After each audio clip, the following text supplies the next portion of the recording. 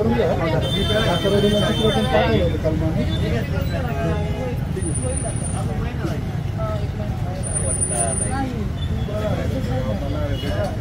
यांच्या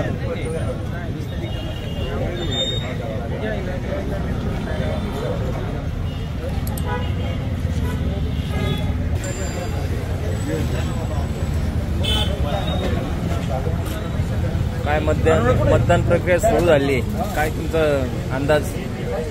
मतदान प्रक्रिया राजगुरुनगर शहरामध्ये सकाळी थोडा कमी प्रतिसाद आहे, परंतु या ठिकाणी जवळजवळ 80% मतदान राजगुरुनगर शहरातून होईल अशी अपेक्षा आहे. कारण 12-12:30 नंतर आता मतदारांचा ओघ या ठिकाणी वाढण्याची शक्यता आहे. लोकांच्या चेहऱ्यावरचा उत्साह पाहिला तर लोकपरिवर्तनाच्या पाठीमागे पक्की आहे आणि महाविकास आघाडीचं सरकार असेल. ज्या हॉटेलमध्ये चहा पिले त्यांचं मत काय? ते आमचे मार्गदर्शक आहे पहिल्यापासून. खरं काय चाललंय ना तालुक्यामध्ये ते वेळोवेळी सांगण्याचं काम करतात. त्यांनी आता चहाच्या अगोदर पेढा घेऊन आले. ते म्हणले 23 तारखेचा पेढा आत्ताच तुम्हाला चारायचा. विजयाचा पेढा दिला. विजयाचा पेढा नका करू. तुमचा मला काय अडचण नाही.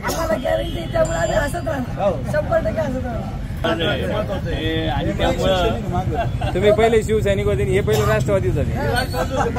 विरोध होता माझा, हे माहिती का तुम्हाला?